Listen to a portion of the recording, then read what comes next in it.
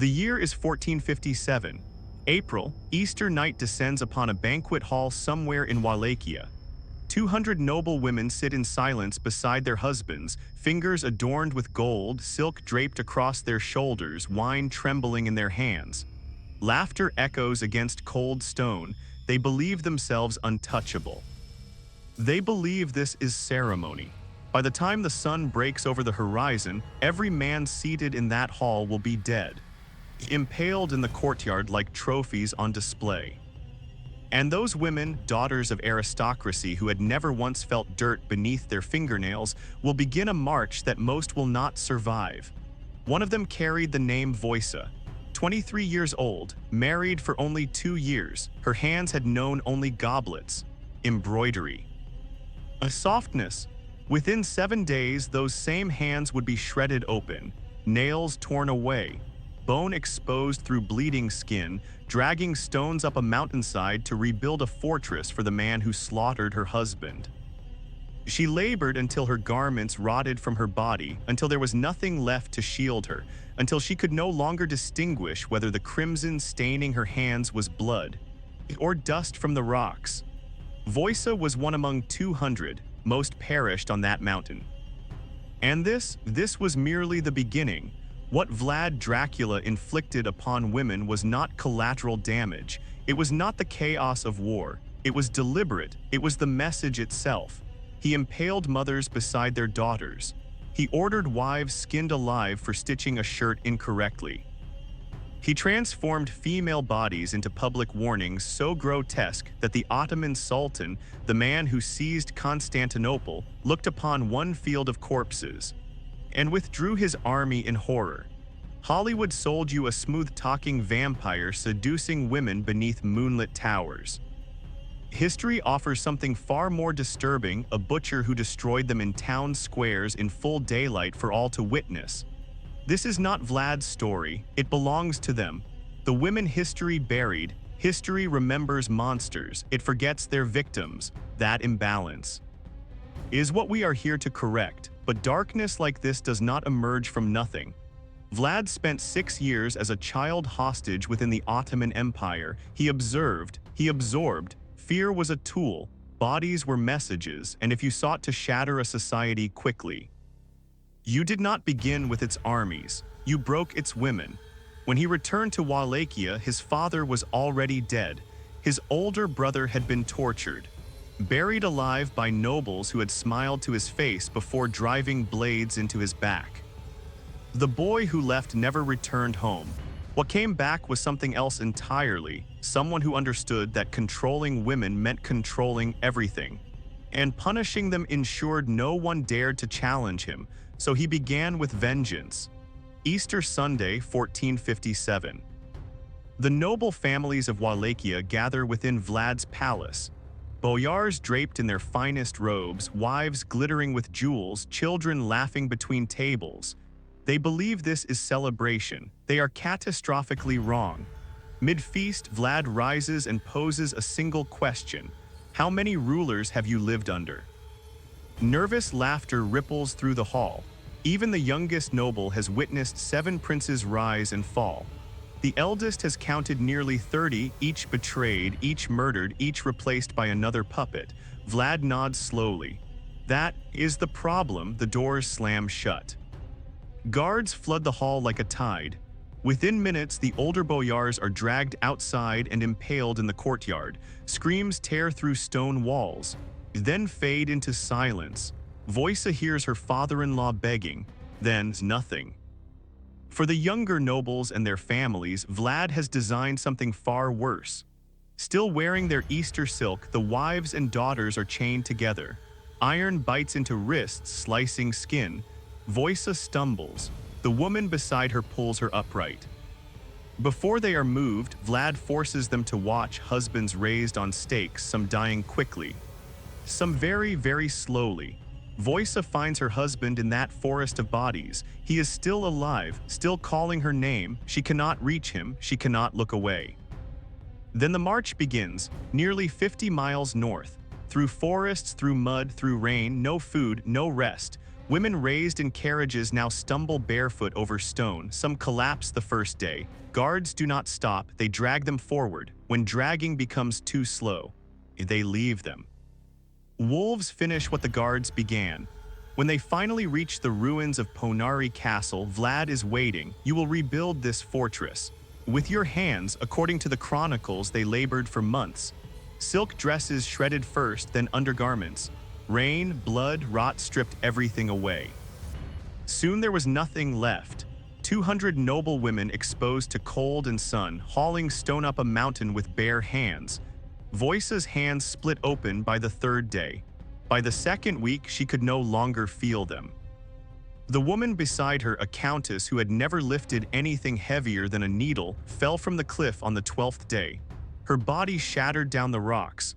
No one moved. No one was permitted to look. Stopping meant death. Looking meant death. At night, they collapsed on bare stone.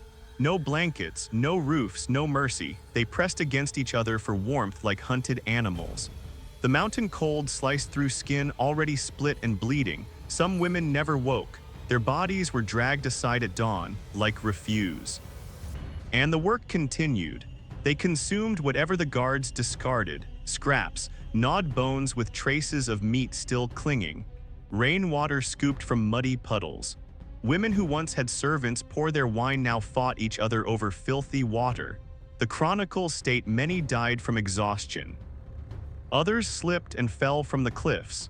Some simply sat down, stared at the stones, and refused to move until the guards beat them to death. A few attempted to flee.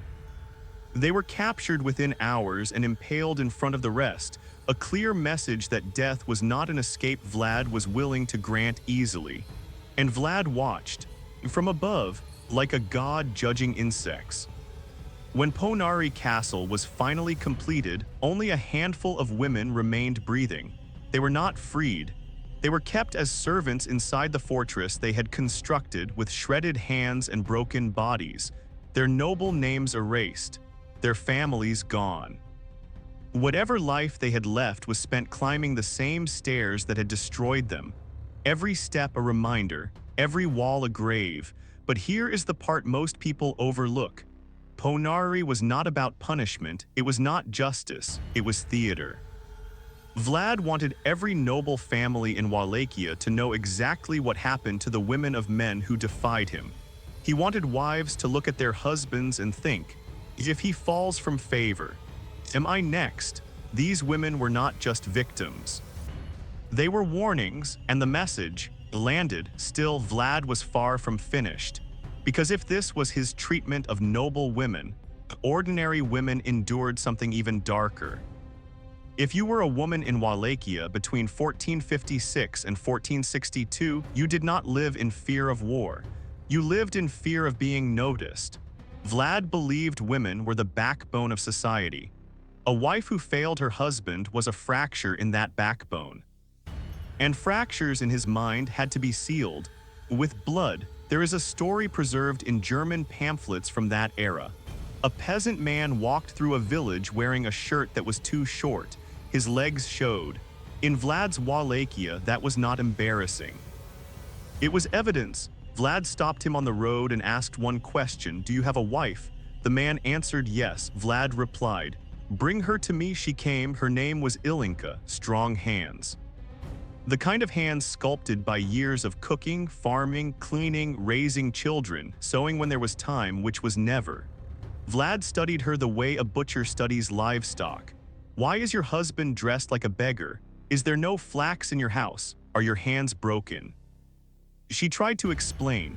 The children required care. The land demanded work. There were not enough hours in the day. Vlad did not care. What they did to her lasted for hours. The entire village was forced to witness. When it was over, what remained of her body was raised on a stake in the square and left there for days. No burial, no mercy, just a lesson, carved into flesh. Then Vlad selected another woman for the widowed peasant. He spoke slowly, loudly, ensuring everyone could hear. Make certain his shirt is longer, or you will join her. That was the law in Vlad's Wallachia, not written in books, written on bodies. Adulterous wives were skinned alive in front of their families. Husbands were forced to watch. Widows who remarried too quickly were impaled and displayed at crossroads. Women who failed to meet his standards faced punishments so brutal the chroniclers refused to describe them in detail. One account tells of a woman accused of infidelity. She was dragged to the square. What was done to her required hours. The crowd was forced to observe. When it ended, her remains were raised on a stake. The message was absolute. Your body did not belong to you. It belonged to your husband, your family, your prince, fail any of them. And what followed would be beyond imagination. Women stopped leaving their homes unless they had no alternative. Wives inspected their husbands' clothes as if their lives depended on it. Because they did, a loose thread, a short hem, one mistake, and everything burned. Mothers drilled one lesson into their daughters early. Survival meant disappearing. Stay quiet, stay unseen. This was not the reign of a vampire. It was the reign of a man who understood a brutal truth. If you want to control a population swiftly, you terrorize its women. So was Vlad merely a product of a savage age? Or something far worse? You can debate that in the comments, but before you decide, you need to see what he did beyond his own borders. Winter 1462. The boyars are broken, his people are paralyzed with fear.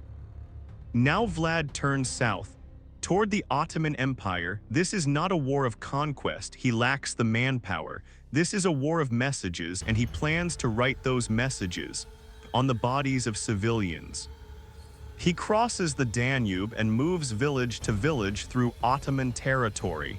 What he leaves behind is not occupation, it is silence. In a letter to the King of Hungary dated February 11, 1462, Vlad writes with the cold precision of an accountant, 23,884 Turks and Bulgarians killed, not counting those burned alive in their homes or those whose heads were not delivered to officers. Entire families erased, no exceptions. But killing was only the first step. Picture a Bulgarian village along the Danube. The attack has ended. The men who resisted are dead. The survivors, mostly women and children, are herded into the square. They expect slavery. Slavery is normal. Slavery would be mercy instead. The stakes emerge. A mother grips her daughter. Soldiers seize them both, and they do not separate them. Vlad does not want mercy. He wants family members to die together. He wants mothers watching. He wants daughters listening. The stake is not sharp. It is rounded, greased with oil. Built not to kill quickly, but to let gravity do the work. Slowly, over hours, sometimes days, the daughter is raised first. The mother hears sounds that will haunt her until her own death. Minutes later, on the stake beside her. Days later, Ottoman scouts arrive. What they discover is what one chronicler called a forest of the impaled, bodies arranged by height. The tallest stakes reserved for the most important captives.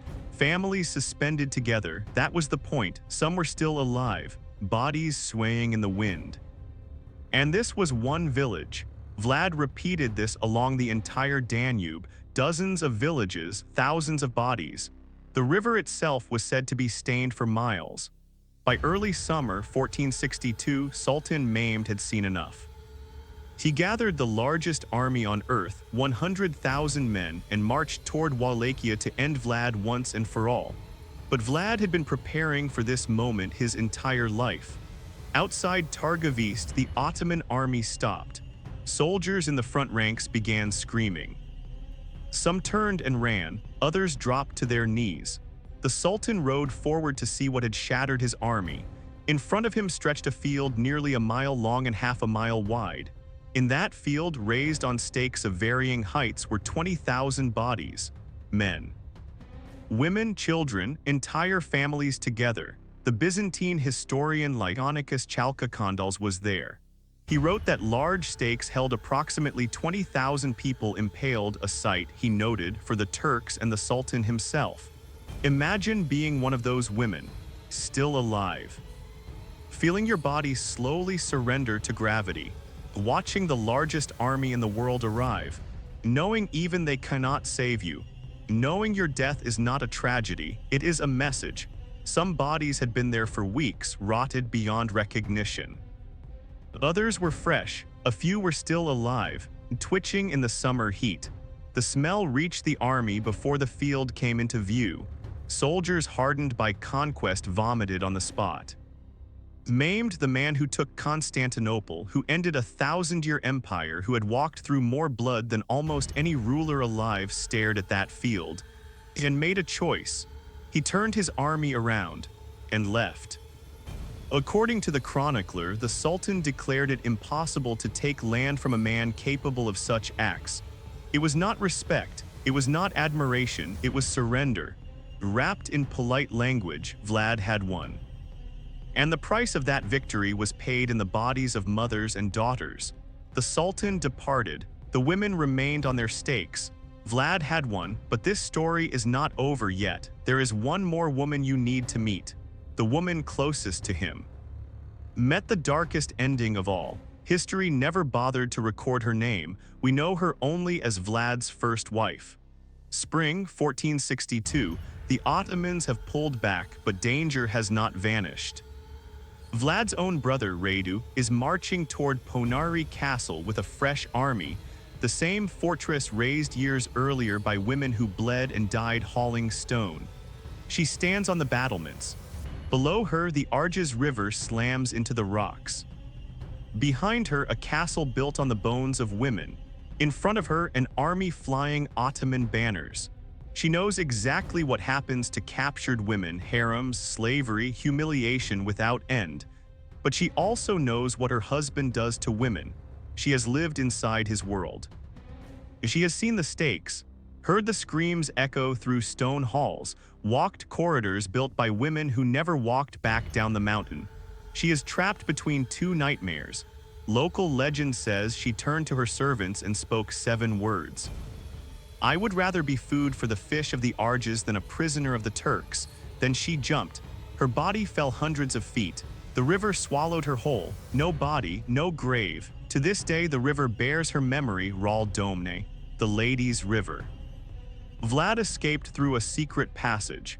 He would spend 12 years imprisoned in Hungary, marry again, and eventually die in battle in 1476. His head was sent to Constantinople and displayed on a stake. The man who ruled by the stake died by it. But his first wife had already escaped. On her own terms, Voisa labored until her hands were nothing but bone. Ilinka destroyed because a shirt was too short. Thousands of nameless mothers raised on stakes beside their daughters. And one woman with no name who chose a river over 2 different versions of hell. These are the women of Vlad Dracula's reign, not seduced, not bitten, not romanticized, destroyed. Hollywood needed a monster you could root for, something seductive, something thrilling. So they dressed him in capes, gave him candles and eternal life. The real Dracula offered none of that. He offered stakes, screams. Women turned into billboards for fear, messages written in blood, and here is the truth people resist admitting: it worked. For 6 years, a kingdom smaller than some modern cities held off the most powerful empire on earth. Not through diplomacy, not through battlefield brilliance, through cruelty so extreme, so calculated, so focused on women and families that even the Sultan could not stomach it. Vlad proved something ugly about power, that there exists a level of horror so absolute it becomes strength, that the fastest way to break your enemy is to break the women they love. The real question is not whether Vlad was evil. History is crowded with men who killed more. The real question is why we transformed him into a romantic icon, why we gave him fangs instead of stakes, why we made him seductive instead of sickening, and why we forgot the women he destroyed, because that is what we do. We remember monsters, we build legends around them. We sell books, movies, merchandise with their faces on it, and the victims fade into numbers, background noise, nameless bodies in someone else's myth. Voisa deserves to be remembered. Her suffering built walls tourists photograph today. Ilinka deserves to be remembered. She died because cloth did not meet a ruler's standard. The mothers of the Danube deserve to be remembered. holding their daughters as the stakes went up. And the nameless wife deserves to be remembered for choosing the river when the world offered her no other escape. They did not choose this story, they did not choose to become warnings, but they were, and the least we can do is remember them. If you made it this far, subscribe to Grimoryx. Today, tourists climb the 1,480 steps to Poenari Castle. They take selfies, buy Dracula shirts, post jokes about vampires in Transylvania. They have no idea they are standing on a mass grave. The stones beneath their feet were carried by Voisa, by women whose silk rotted off their bodies, by mothers who watched their daughters fall and were not allowed to stop. Every step is built on suffering. Every photograph is taken on someone's grave. Every smile sits where women screamed until there was nothing left inside them. Hollywood gave you romance, history gave you silence. And stakes, now you know the difference. And Vlad was not the only ruler who understood this kind of cruelty. Long before Dracula, there was an empire that perfected it, one that made Vlad look almost restrained. What the Mongols did to Baghdad's royal women was a warning to the world, and that is where the next story begins.